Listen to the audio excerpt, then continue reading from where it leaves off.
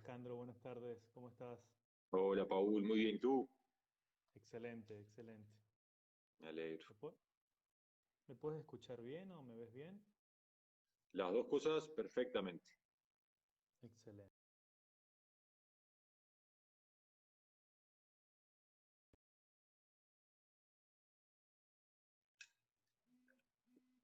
genial. Bueno, Ale, estamos eh, apenas iniciando la transmisión, estamos esperando que nos vayamos juntando todos, que nos vayamos reuniendo y ya en unos Buenísimo. minutos le vamos dando inicio al espacio. Excelente. Y haciendo algunas notitas y esperando la nieve, ¿no? Hola, Claudia. Mira, ahí está escribiendo Claudia. Ah, ¿cómo estás, Claudia? ¿Qué tal? ¿Esperando la nieve? No escuché, soy un poco que estoy en un Sí, tupper. ¿Qué pasa? no, ayer A ver. revisé una noticia eh, en el portal de la Intendencia que en Brasil, un centro meteorológico de Brasil está anunciando que viene una burbuja polar y posiblemente haya Ah, nieve al sur de Brasil, cerca de Buenos Aires. Entonces, bueno, no sé, no dice exactamente si acá, pero dice que en Uruguay puede haber probabilidades altas de que caiga nieve. y si llega hasta Buenos Aires y viene de Brasil, lo más probable. Digo, ¿crees que no hay mucho, no va a dar una vuelta y va a evitar? No, no.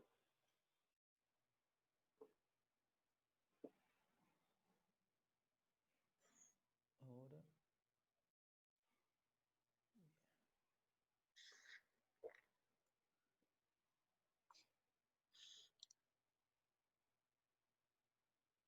David, ¿cómo estás? Hola, ¿cómo están todos?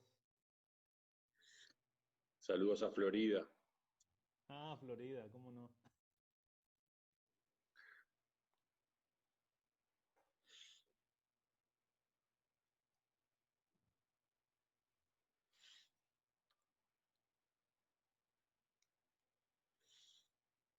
Ok.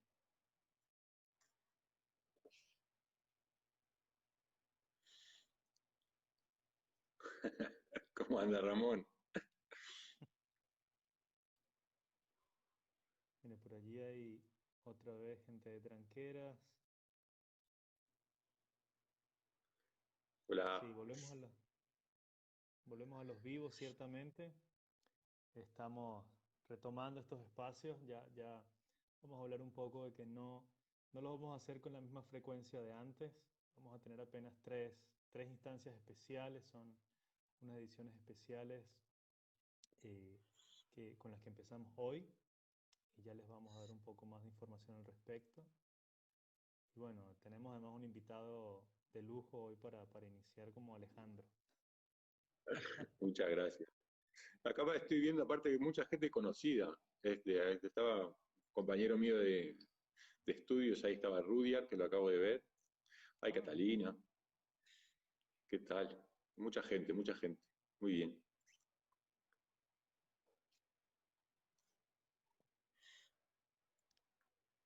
Sí, viste, lo bueno de estos espacios es que de alguna manera nos ayudan otra vez a juntarnos, a conversar un poco de algunas cosas que nos interesan y poco a poco vamos otra vez haciendo como esta pequeña piña de gente reunida, fundamentalmente discutir algunos temas que nos interesan en la comunidad educativa. Gabriela está por allí. Hola, Vale, ¿cómo estás? Giovanna.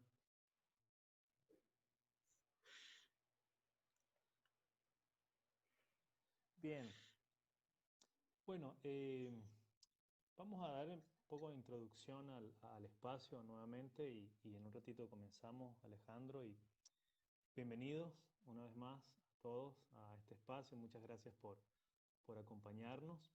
Les cuento un poco sobre estas ediciones especiales. Estamos, por estos 3 meses que vienen, vamos a hacer un enlace vivo al mes. empezando hoy. El próximo va a ser a mediados de septiembre y a mediados de octubre tendremos la última edición especial por este ciclo. Vamos a tratar temas bastante específicos. De hecho, hoy tenemos a Alejandro Pereira, vamos a conversar sobre un tema de mucho interés, un tema importantísimo como lo es la evaluación, especialmente la evaluación formativa, y vamos a tener un contexto además bastante específico para conversar al respecto. Bien, la dinámica un poco es como siempre, pueden hacer preguntas mediante los comentarios y las vamos a ir canalizando y trataremos de interactuar con ustedes en la medida de lo posible durante la charla. Bueno, para darle inicio formalmente a esto, a Alejandro, quien nos acompaña hoy, algunos ya los conocen porque bien, ya vimos que somos algunos conocidos por acá. Y a los que no, bueno, Alejandro es profesor de historia del IPA y además tiene estudios completados de posgrado, tanto en historia contemporánea como en educación en línea, y es asesor del Plan Ceibal, asesor en términos pedagógicos, en varios aspectos relacionados con las nuevas pedagogías, nos ha acompañado en cursos, nos ha acompañado en instancias de formación varias y ha sido también invitado como experto en algunos de los cursos virtuales. Así que, Alejandro, bienvenido, buenas tardes otra vez, un gusto tenerte acá con nosotros. Muchas gracias. No soy profesor en el IPA, soy profesor No, egresado del IPA. egresado. En mi cabeza Sí, sonó sí, sí. egresado. No. Sí, sí. No, por las dudas, porque viste que Vale, estas vale. cosas son un Vale, poco vale. sensibles. Seguro. Estudié ahí, Gracias porque... pero no voy. eh, per- Perfecto. Sí, sí, en mi cabeza, como te dije, sonó de otra manera. Pero bien. Bueno, como les decía al principio, el tema que vamos a tratar hoy va a ser la evaluación, específicamente la evaluación formativa, pero vamos a tratar de darle un contexto bastante específico. Por un lado, vamos a conversar sobre un documento de evaluación que recientemente publicó la Red Global de Aprendizajes. Y en este documento, que además está dirigido a educación media, se dan algunas ideas conceptuales, algunas propuestas para llevar a cabo diseños de evaluación formativa. Además, tenemos un contexto bastante específico en el país, tenemos toda esta circunstancia de emergencia sanitaria, ha hecho que nuestras propuestas de evaluación se vean de alguna manera confrontadas, se vean problematizadas. Y además de eso, hemos tenido un recorrido a lo largo de toda esta emergencia por varias propuestas, varios lineamientos, de los cuales voy a hacer una muy breve cronología, voy a saltarme un montón de seguramente documentos que han sido publicados, pero seleccionamos algunos de los más importantes que nos van a permitir darle un contexto, insisto, bastante general a esto. En un principio, en abril, más o menos reciente, con el comienzo de toda digamos, el cierre de la escuela presencial, la NEP publicó un documento titulado Sugerencias orientadoras para docentes y comunidades educativas en el marco de la emergencia, en el cual, entre muchas de las varias ideas que allí se proponen, se habla de que la evaluación debe ser, o la propuesta de la evaluación va a ser formativa, va a ser un acompañamiento con los estudiantes. De hecho, la idea en ese documento es mantener los vínculos, es preocuparse por mantener el vínculo con el estudiante y que aquellos procesos que nos parezcan importantes evaluar van a ser llevados a cabo dentro de este marco de la evaluación formativa, del diálogo, del acompañamiento con el estudiante. Un poco más adelante, en junio, casi a finales de junio, el CES publica un documento titulado Pautas orientadoras sobre las instancias de evaluación, en el cual se insta una vez más, se reitera esta idea de continuar con la evaluación formativa y específicamente hablan de se continuarán emitiendo juicios valorativos en los casos que amerita hacerse evaluación. Un poco más adelante, en julio, se publica este documento que comenté al principio de la Red Global de Aprendizajes, un documento que está orientado, repito también, para educación media y donde se dan algunos lineamientos conceptuales y prácticos para llevar a cabo diseños de evaluación formativa. Y finalmente, acá reciente, este mes, a principios de agosto, entre el 3 y el 5 de agosto, se publicó una circular de CES en la cual se insta a los docentes, dentro de ciertas características que ya vamos a conversar y analizar con detalle junto con Alejandro, que los docentes vamos ahora a emitir calificaciones, es decir, valoraciones numéricas.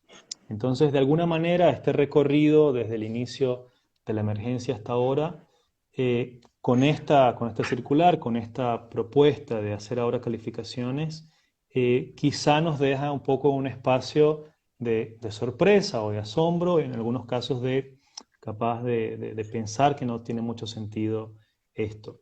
Entonces, en este contexto, ¿qué nos puedes comentar, Alejandro, para iniciar esta charla, este recorrido por la evaluación? ¿Cómo ves el panorama una vez que tenemos esta circular? Bueno, muchas gracias por toda esa introducción. Yo fui leyendo los materiales a medida que iban saliendo y está bueno que los hayas refrescado bastante. Sí, personalmente creo que el primero de todos, el que mencionabas sobre que publica ANEP, tal vez es el que tiene como una impronta mucho más clara en relación a la evaluación formativa. El resto de documentos creo que en ningún momento le cierra las puertas a la calificación, digamos. Es cierto que tal vez desde el punto de vista teórico y más abstracto y qué sé yo, podemos generar ahí como una confrontación un poco irreconciliable entre evaluación formativa y sumativa, pero después el mundo real, de las prácticas concretas, en donde interactuamos las personas, es bastante más complejo y hay otras cuestiones a considerar.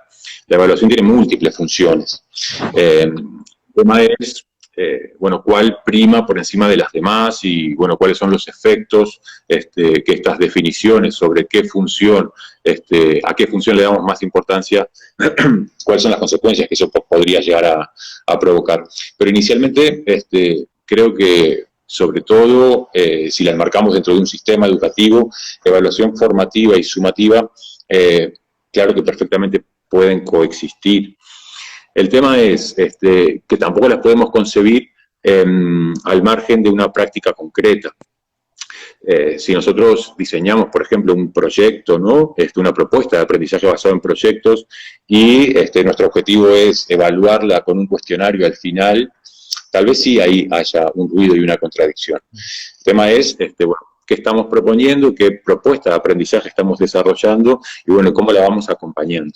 Ahí interviene claramente la evaluación formativa. Si yo voy a generar una propuesta de aprendizaje auténtico, vinculada a cuestiones del mundo real, donde los alumnos tendrán que crear una solución o tendrán que resolver un reto, nada, ahí sí vamos a tener que ir acompañando el proceso, diseñando instrumentos específicos para retroalimentar el trabajo de los estudiantes y eventualmente, tanto durante como al final del proceso, podemos nosotros convertir el trabajo realizado en una calificación, pero cargada de significado. Muchas veces, sin estas retroalimentaciones y sin este acompañamiento, la calificación final simplemente es un número que me dice si aprobé o no, y básicamente ahí termina su información. Lo que hay que conseguir es que esa calificación pueda brindar mucha más información, no por sí sola, sino por todo el proceso y la retroalimentación que realizamos a los estudiantes. Sí, eso que mencionas me parece bien, no solamente interesante, sino muy importante en este contexto, justamente, porque vemos entonces la evaluación no únicamente como este proceso en el que yo emito un juicio, ya sea valorativo, ya sea numérico, sino que es parte de un diseño pedagógico, es parte de toda la actividad de enseñanza, la actividad de aprendizaje que estamos proponiendo como docentes. Y que muchas veces quizá esta discusión de la calificación o los juicios valorativos o la evaluación formativa viene dado justamente porque la evaluación es como algo externo, como si fuese un proceso de observación del proceso y no parte de su diseño.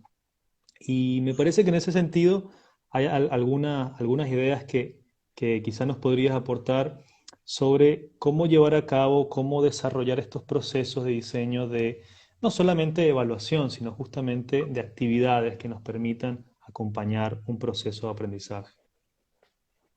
Sí, el otro día justo con Raquel Kaskovich, que creo que está por ahí, que la vi, Sí, comentábamos que, nada, que la evaluación se planifica y eso a veces no lo tenemos tan presente. Nosotros sí planificamos una unidad de aprendizaje, sabemos lo que vamos a trabajar, lo vamos desarrollando a lo largo del curso y luego en momentos señalados, generalmente al final de la unidad, por ejemplo, evaluamos, ¿no? Y ahí más o menos preguntamos en función de lo que trabajamos con los alumnos en clase. Eh, eso forma parte casi que te diría del circuito de lo que tradicionalmente nosotros conseguimos como evaluación sumativa, ¿no? Se desarrolla un tema y luego se pone una evaluación que suele ser un cuestionario, eso se califica y en función de eso se promedia con otra información que se haya recolectado a lo largo del mes o del bimestre o del semestre. En realidad, la diferencia fundamental con bueno, una de las grandes diferencias con la evaluación formativa es que nosotros tenemos que planificarla para acompañar el proceso. Y ahí es donde empiezan a intervenir otras cuestiones. Desde el punto de partida, tenemos que ser muy claros con las metas que pretendemos alcanzar, cuáles son los criterios que vamos a utilizar para evaluar si alcanzamos esas metas, ¿sí? Y eso tiene que ser transparente y los alumnos lo tienen que conocer de antemano. O sea, ¿qué se espera de mí? A veces, en el formato de evaluación que te mencionaba antes, esos criterios son un poco opacos. En definitiva, muchas veces terminan asociados a si el estudiante es capaz de recordar y reproducir lo que el docente trabajó en clase, y eso, desde el punto de vista de la evaluación formativa, es insuficiente. No se trata de eso, ¿no? Sino de acompañar al estudiante para que identifique cuáles son sus fortalezas, cuáles son aquellas cuestiones que todavía es necesario apuntalar para que pueda desarrollar, y eso se va consiguiendo con distintas estrategias e instrumentos.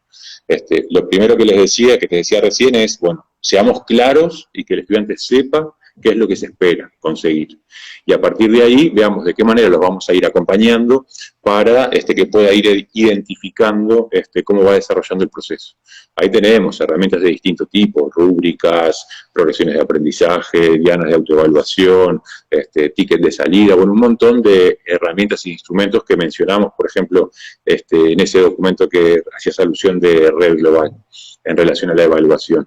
Y nada, y eso se va pautando, o sea, a lo largo del proceso de trabajo, bueno, cuáles son las tareas que vamos a ir desarrollando y cómo vamos a ir retroalimentando el trabajo de los alumnos. Los alumnos van a tener posibilidad de autoevaluarse, van a tener posibilidad de evaluarse entre sí, va a haber instancias de coevaluación, cómo las vamos a instrumentar, cómo vamos a utilizarlas para que se puedan producir aprendizajes mutuos a partir de esas instancias. O sea, es concebir a la evaluación como una oportunidad de aprendizaje, en definitiva, y no como una certificación de saberes a cargo exclusivamente del docente, ¿no? Que es en general también el paralelismo que solemos hacer cuando comparamos evaluaciones formativas y sumativas. sí, de hecho acá con esto, justamente tomando acá el documento del que estamos hablando, publicado por la Red Global, una de las ideas que plantea es justamente que esta evaluación formativa, esta propuesta, es un enfoque, ¿no? Dice que es un enfoque diferente sobre la evaluación que cuestiona la validez, y esto es muy, muy interesante, de una calificación poco informativa sobre los logros. Es decir, no es que un cuestionamiento de la calificación misma, no es un cuestionamiento del uso de una apreciación numérica, sino que esa apreciación sea poco informativa, tanto para el estudiante como para el docente, supongo, acá, porque creo que la información es para ambos, tanto para el docente entender el proceso de un estudiante, como para el estudiante mismo entender cuál es su situación particular y cuáles son las cosas que necesita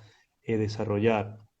Y además de eso, justo con lo que estás mencionando en este documento, una de las ideas de la evaluación formativa dice es identificar logros y dificultades en relación a los objetivos de aprendizaje. Esto que mencionaba al principio, es decir, yo tengo algunas cosas claras, debo compartir con mis estudiantes, o la idea es que comparta con mis estudiantes qué es lo que espero de ellos. Y en este sentido hay algunos objetivos que de alguna manera en el documento, estos objetivos de la evaluación formativa se convierten también en una forma de pensar cómo diseñar, cómo planificar estos procesos de evaluación. Capaz te los voy comentando uno a uno y podemos analizar o profundizar un poco sobre estas ideas, Alejandro. El primero, bueno, me Sí, parece una cosa, que ya... Sí, dime. una pequeña cosa antes, que ahora que hablabas, que me acordaba de una cosa. Claro que la calificación tiene un poder enorme para los estudiantes. En general, creo que es Ravela el que lo comenta y creo que está en uno de sus libros. Eh, Dice que cuando nosotros, por ejemplo, devolvemos un escrito, una prueba, un parcial, y ponemos la nota y al lado un comentario sobre esa nota, en general eso pasa totalmente inadvertido, o sea, el comentario pasa inadvertido.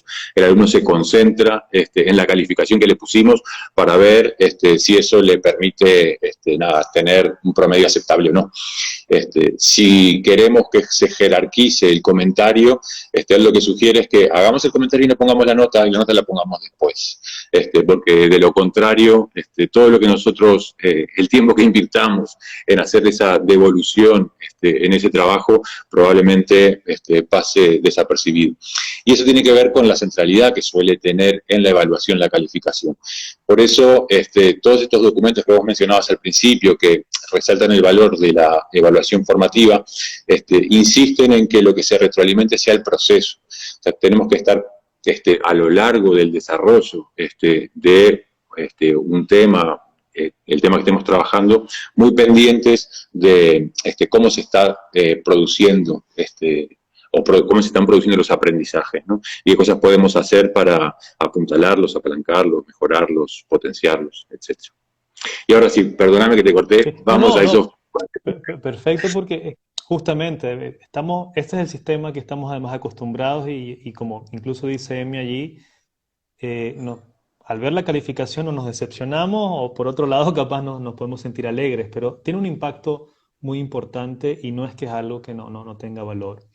Entonces, está en estos objetivos que mencionaba hace un momento, el primero es compartir con los estudiantes, dice acá, lo estoy citando, los propósitos educativos y criterios de logro o metas de aprendizaje.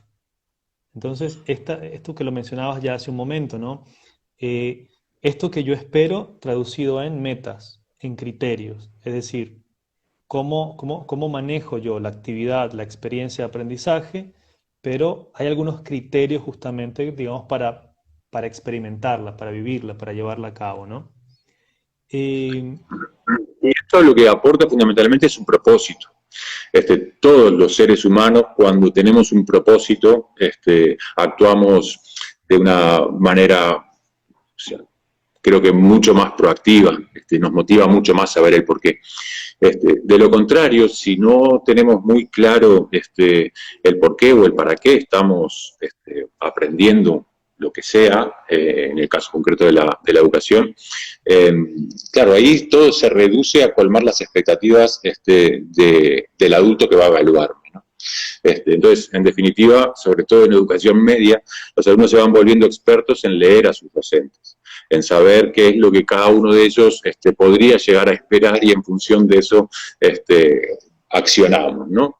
Para alcanzar el objetivo final, que no es aprender determinadas cuestiones, sino aprobar.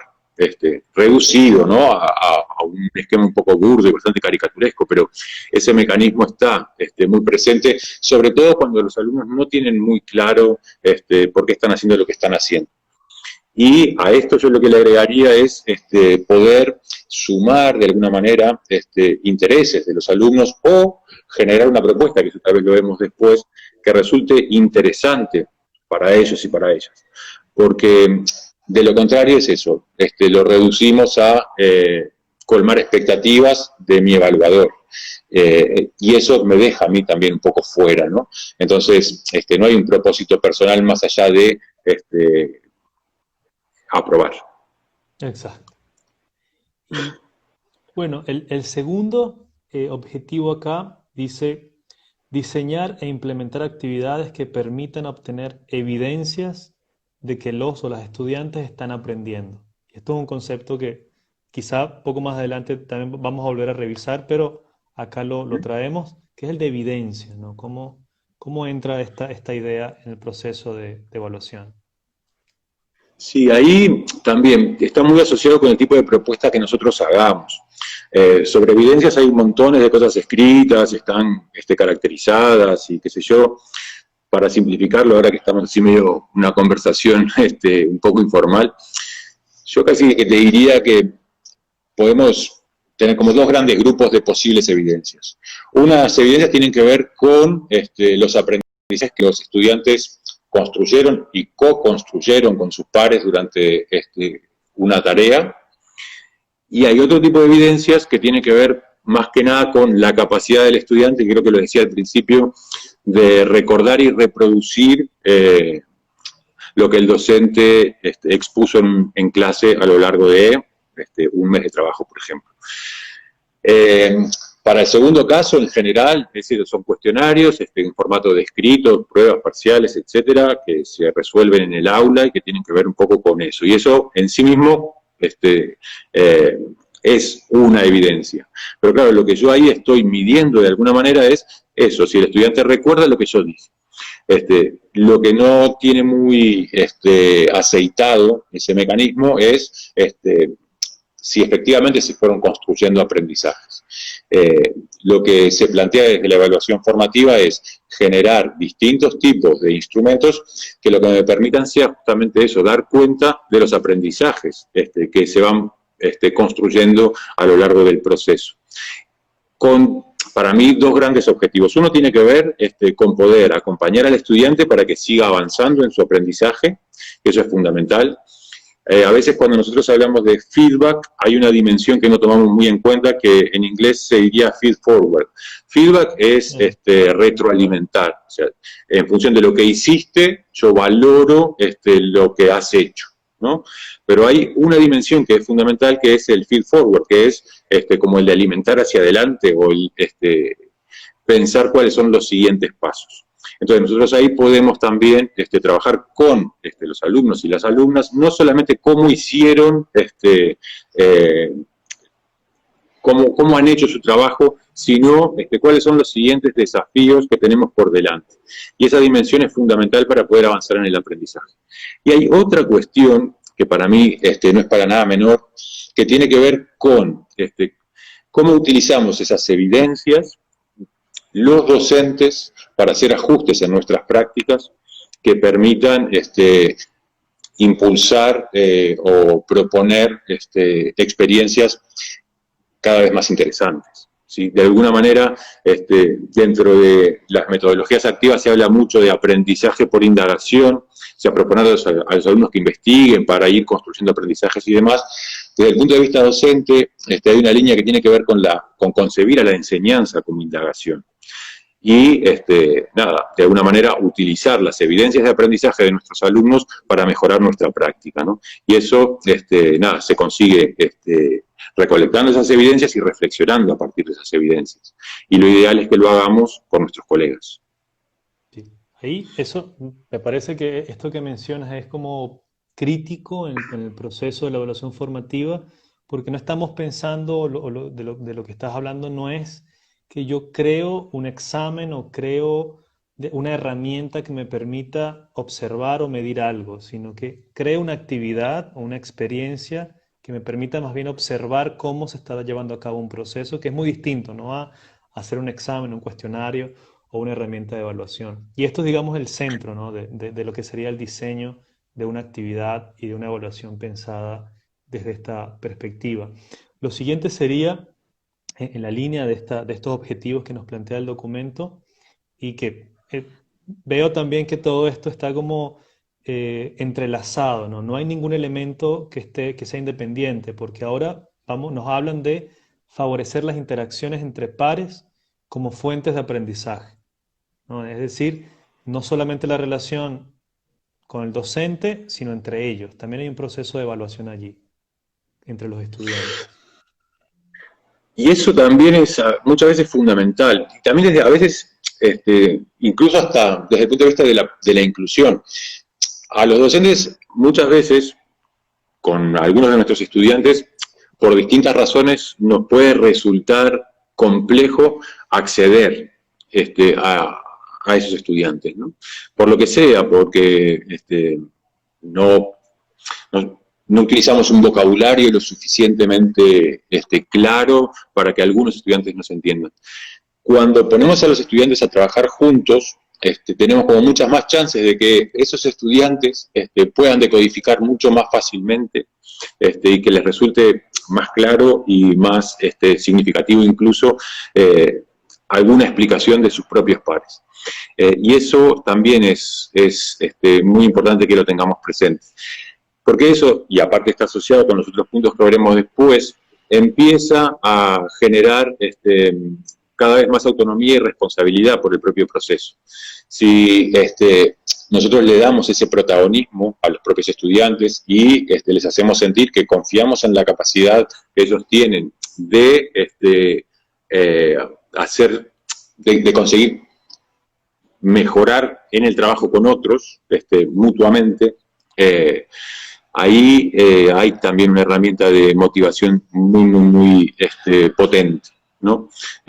Y un acceso a muchos de los estudiantes que tal vez nosotros como adultos tenemos alguna dificultad para poder acceder. Y eso no es nada menor. Y aparte también se asocia con los primeros, que no lo mencionamos al principio, pero cuando estamos generando criterios de logro, por ejemplo. Muchas veces también resulta importante poder introducir cuestiones que sean relevantes para los propios estudiantes, ¿no? Que tengan cada vez más participación en el proceso, que no se trate solamente de escuchar para reproducir lo que se me va a preguntar en una prueba, sino que pueda tener cada vez un protagonismo más activo durante todo el proceso. Alguna meta concreta que tenga que ver con una motivación personal o grupal se puede incluir en una propuesta de aprendizaje y después generar los espacios para que los alumnos tengan la oportunidad de reflexionar sobre el proceso y retroalimentarse mutuamente, ¿no? Entonces, de esa manera es que se va construyendo eso que decimos desarrollar la responsabilidad por el propio aprendizaje. Bueno, tiene que ver con estas construcciones. De qué manera nosotros vamos habilitando espacios para que los estudiantes empiecen a sentir de una forma cada vez más clara de que en realidad son protagonistas verdaderos de ese proceso, ¿no? Sí, y eso, con eso que dices, de hecho, creo que queda otra vez esto de la relación, ¿no? Porque el siguiente objetivo es justamente activar en cada estudiante, dice acá, como activar a cada estudiante como responsable de su proceso de aprendizaje. Es decir, que esto, justamente que estás mencionando, es como la continuación lógica del proceso. Es Claro. decir, esto me va a traer una responsabilidad que no es una responsabilidad como de tipo quizá punitiva o de obligación, sino que yo soy la persona que va a dirigir el proceso porque soy quien está aprendiendo, ¿no? Y como último objetivo, acá nos plantean lo siguiente, y lo has mencionado hace un momento, de ofrecer retroalimentaciones formativas que favorezcan avances en los procesos de aprendizaje. Un poco del feed forward que mencionaba hace un momento. Y hay una pregunta, no, te dejo comentar este objetivo, que tenemos una pregunta por acá interesante y la comentamos luego. Sí, es eso, o sea, el alumno, los y las alumnas no dirigen en sí mismo el proceso, pero sí, eso lo aclaro porque a veces se puede generar algún tipo de confusión en relación a cuál es el papel que cumple el docente durante la evaluación formativa, ¿no? ¿Desaparece? No, es todo lo contrario, está más presente que nunca y tiene un papel más activo que nunca, en realidad. No desaparece para nada. como decíamos al principio, la evaluación se planifica y además la presencia del docente es constante y permanente. Lo que pasa es que no lo hace en función de un estándar preestablecido que podemos tener nosotros en nuestras cabezas cuando planificamos para alumnos promedio. El alumno promedio entendido como un ente abstracto, ¿no? Alguien que si está en primero tiene estas características, si está en segundo tiene estas características y tiene que aprender esto. Y si está en tercero es porque ya aprendió todo esto que le enseñaron en primero y en segundo. Bueno, esas convenciones que después no se corresponden con la realidad, muchas veces también son las que están presentes en esas estructuras un poco más tradicionales de trabajo. En este tipo de propuestas, el docente trabaja para los alumnos que tiene, con las características que tienen, y por eso está muy presente y más presente que nunca. Y por eso está muy asociado con poder incluso generar cada vez mayores personalizaciones y tender cada vez más hacia una educación que apueste más por la inclusión. Y ahí las retroalimentaciones formativas son cruciales, porque es verdaderamente formativa si es significativa para ese estudiante que estamos retroalimentando. Y lo que le estamos diciendo, lo que intentamos responder es, bueno, ¿dónde estamos? ¿Qué fue lo que conseguiste hasta el momento? Y con esta información, ¿hacia dónde vamos? ¿No? ¿Hacia dónde vamos con los contenidos que estamos trabajando? ¿No? ¿Qué es lo que pretendemos construir? ¿Cuál es el camino? ¿No? ¿Cuáles son las metas que tienes que alcanzar? ¿Cómo lo estás haciendo? ¿Cómo vas avanzando en relación a las metas? ¿Qué actividades vamos a llevar adelante para que puedas seguir avanzando? Y todo muy claro y muy transparente para que efectivamente se entienda el propósito, ¿no? Y otra vez volvemos a esa palabra. De alguna manera, la palabra esa es como para mí muy potente. Yo cuando estoy a ciegas y no sé por qué hago algo, no tengo el mismo grado de convencimiento que cuando tengo un propósito concreto y para mí es claro y entiendo lo que se pretende. Y decías que tenías una pregunta. Sí, perfecto, porque de hecho estaba pensando en esto, ¿no? Es decir, que quizá, ¿no? Lo pienso quizá un poco como docente, con mi experiencia, no siempre cuando pensamos en evaluación tenemos esta idea de los propósitos de todo el proceso de enseñanza, y que es muy importante. Sin eso, como estás diciendo, difícilmente voy a poder conciliar o voy a poder generar algún tipo de experiencia significativa. Y con esto voy a una pregunta que nos hacen por acá, y es que si preguntan los insumos que se van generando a lo largo de todo un proceso de evaluación formativa, ¿tienen el mismo valor? ¿Se ponderan de la misma manera? Quizá esto puede estar pensado, imagino yo, en la idea final, ¿no? De cómo este proceso de generación de insumos de una evaluación formativa me pueden dar sentido, me pueden permitir finalmente dar una calificación. ¿Cómo ves este proceso de darle a esos insumos valores? ¿Cómo organizarlo? Sí, ¿Cómo pensarlo? buenísima la pregunta, y bueno, muy complicado de resolver así como en abstracto, ¿no? Sí. A mí lo primero que me vino a la mente en relación a eso es que muchas veces el valor también lo va a dar cada uno de los estudiantes. Si nosotros pretendemos darle el mismo valor o hacer como una escala de una ponderación, de alguna manera estamos partiendo de la base de que todos los estudiantes estarán en el mismo lugar y que todos los estudiantes son capaces de hacer lo mismo. Por lo tanto, las distintas cuestiones que yo propongo tienen estos valores y en función de lo que hayan podido hacer para cada una de esas pautas, tareas, lo que sea, se va a ponderar de la misma forma y en función de eso vamos a promediar y vamos a generar, no sé, una calificación o una devolución específica. El tema es que no todos son iguales, no todos pueden hacer lo mismo. Entonces creo que ahí es donde tenemos también que intervenir. Para un estudiante tal vez escribir un texto o tal vez hablar en público, exponer frente al grupo, no le representa un gran esfuerzo. Y probablemente lo va a hacer muy bien y eso va a tener un gran valor y lo vamos a premiar. Pero también podemos tener estudiantes que tengan dificultades para hablar en público o que tengan dificultades para expresarse oralmente. Y probablemente, nada, consiga estructurar un discurso que no sea tan lucido como el del otro estudiante que lo hizo de una forma más clara. Bueno, eso evidentemente para esos dos alumnos vamos a tener que considerarlo de manera diferente, ¿no? Al que le cuesta más, vamos a tener que ver de qué manera lo podemos ayudar para que pueda seguir avanzando en el desarrollo de esta habilidad, digamos, pero no creo que haya que castigarlo porque lo hizo peor que el otro, que al que naturalmente se le daba mejor. Entonces, a la hora de ponderar distintas evidencias durante un proceso de aprendizaje, creo que también tenemos que considerar en dónde está cada uno de los estudiantes para aquellas cosas que estamos evaluando y valorando. Y qué es lo que le vamos a pedir que haga, cuáles son sus próximos pasos. Por eso es importante esta idea del feed forward, ¿no?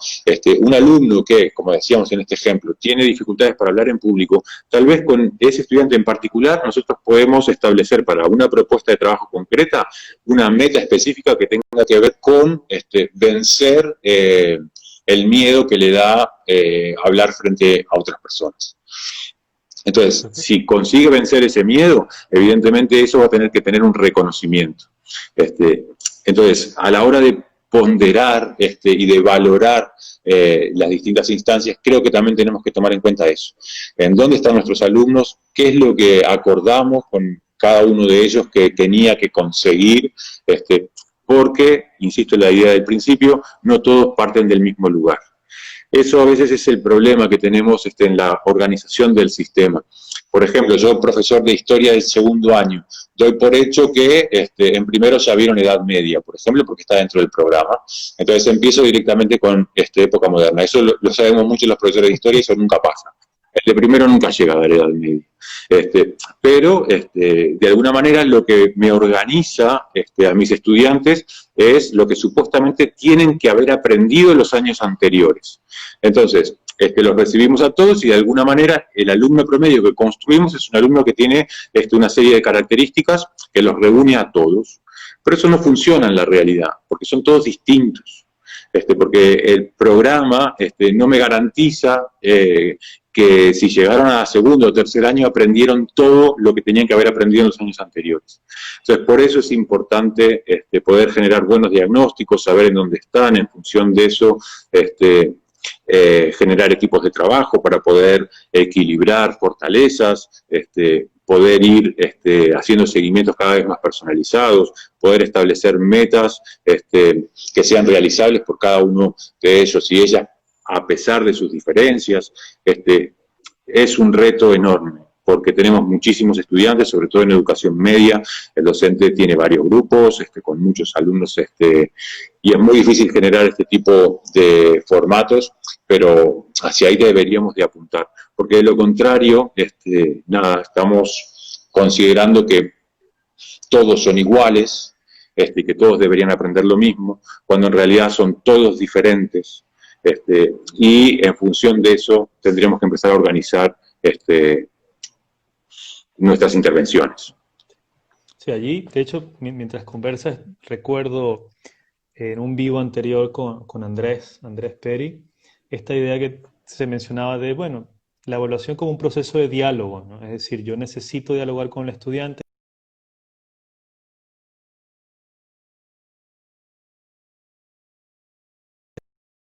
varios estudiantes, y de esa manera, al momento final que yo pueda dar una calificación o pueda darle algún tipo de valoración distinta a una apreciación, va a tener más sentido.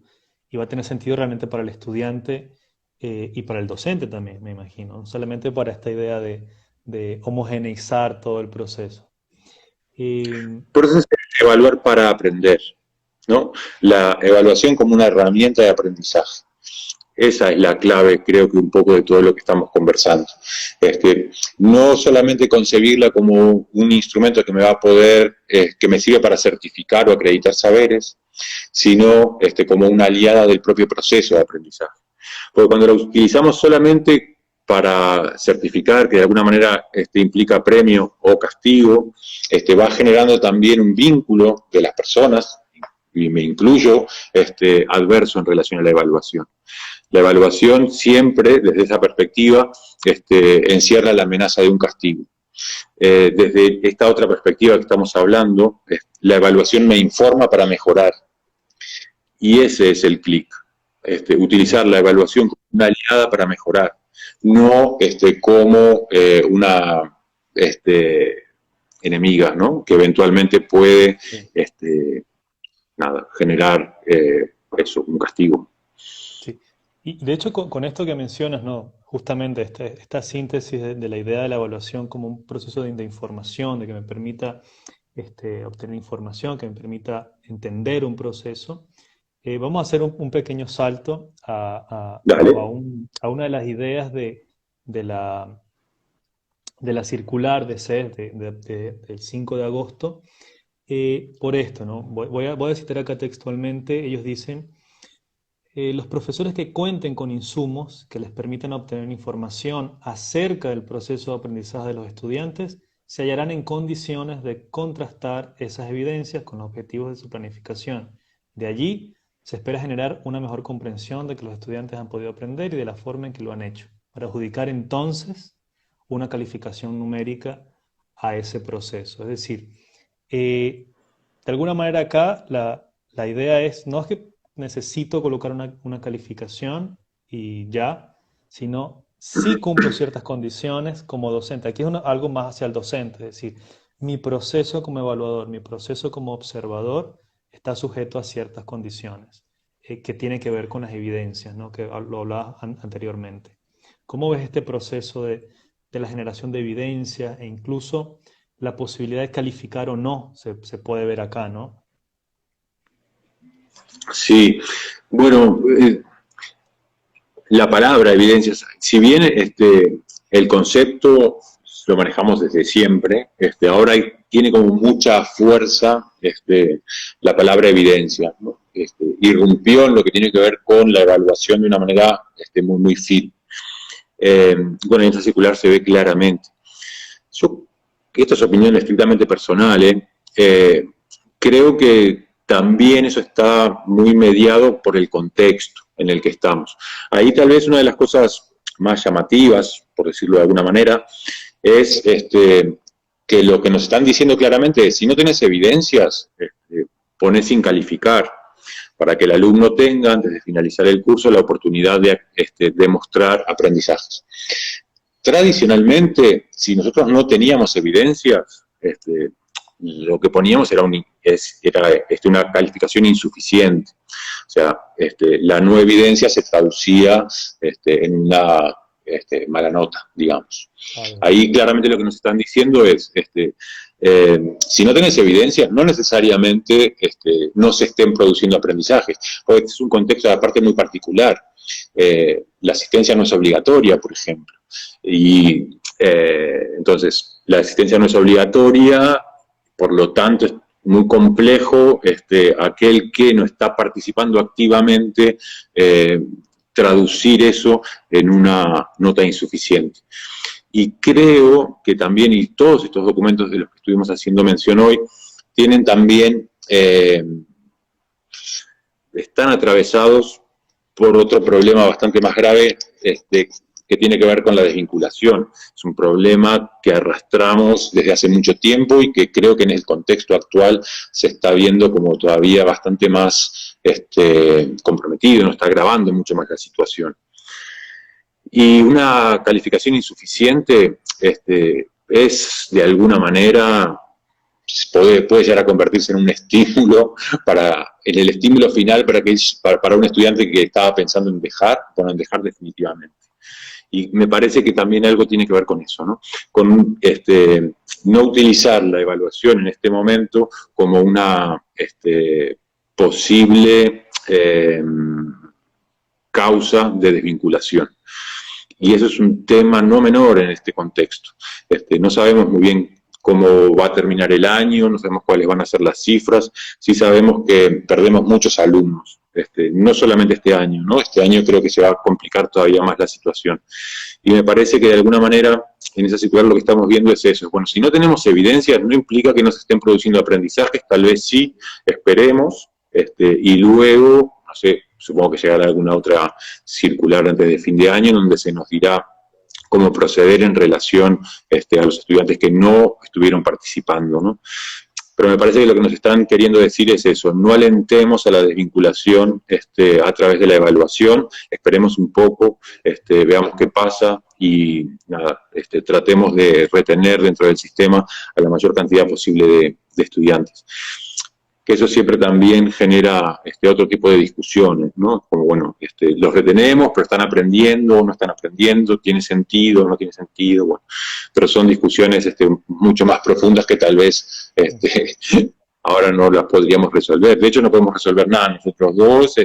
La idea es, como decías vos al principio, generar espacios para, nada, conversar y pensar juntos y, nada, introducir algunos temas que son temas que nos preocupan a los docentes desde hace muchísimo tiempo.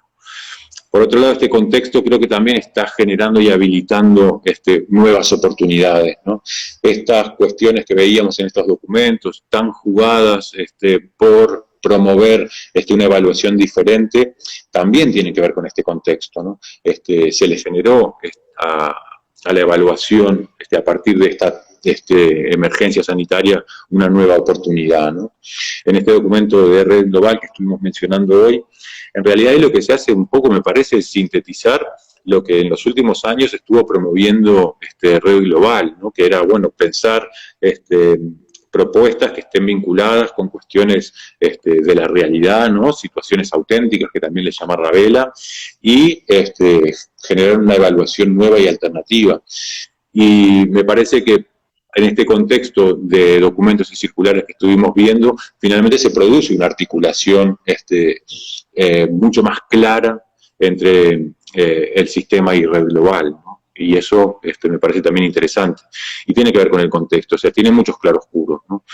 Vamos a tener muchas dificultades, las estamos teniendo, va a haber consecuencias severas, pero creo que también va a haber oportunidades para replantearnos muchas cosas y para animarnos a enfrentar a la cultura escolar dominante, ¿no? Que nos dice cómo tienen que ser las cosas, con propuestas nuevas, alternativas, diferentes, porque, bueno, el nuevo contexto exige que generemos transformaciones y cambios. Sí, creo que de alguna manera esto ha venido permeando durante todos estos meses. La idea de que, al menos en educación, hay una oportunidad muy importante de replantear, ¿no? De replantear a partir de la necesidad, además de hacerlo, y no solamente desde, a veces que se piensa como una ocurrencia, ¿no? de los docentes. Y en este sentido, Alejandro, me parece que has como dado unas palabras acá muy, muy interesantes para ir cerrando, ¿no? Estas discusiones que hemos tenido. Yo he ido anotando algunas cosas y entre estas pienso en lo siguiente, ¿no? En cómo qué me llevo como docente, qué cosas puedo pensar de acá en adelante, de acá lo que queda, ¿no? Del año escolar, los procesos que vienen. Y pienso en cosas como esta. Una, bueno, crear o pensar en actividades que me permitan observar los procesos de mis estudiantes antes que definir algún instrumento, alguna herramienta que me permita evaluarlo directamente sobre sus conocimientos. Primero, diálogo con él, me comunico, entiendo cuál es el proceso y quizá en conjunto podemos definir de alguna manera cuáles van a ser esas formas de evaluación. Y luego pensar justamente en que sea cual sea, digamos, estas calificaciones que tengan sentido. Por ese sentido, necesito también mediarlo con mis estudiantes. Así, ¿qué otras recomendaciones o qué ideas no, nos podrías dar en este sentido, ¿no? Como qué cosas podríamos hacer de acá a noviembre, de acá a diciembre, especialmente para este contexto, ¿no? De media, de educación secundaria.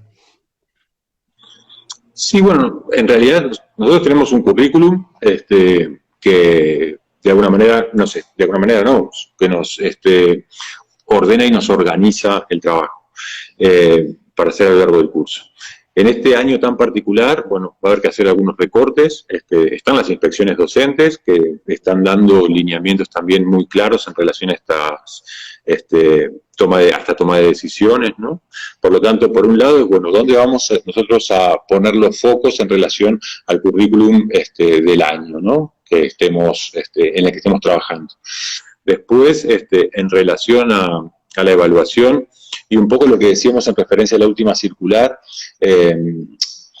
tener algunos cuidados en relación a que la evaluación no se convierta en causal de desvinculación. Entonces, replantear algunos de sus componentes centrales para poder fortalecer el vínculo pedagógico y casi que te diría humano entre el docente y los estudiantes, ¿no?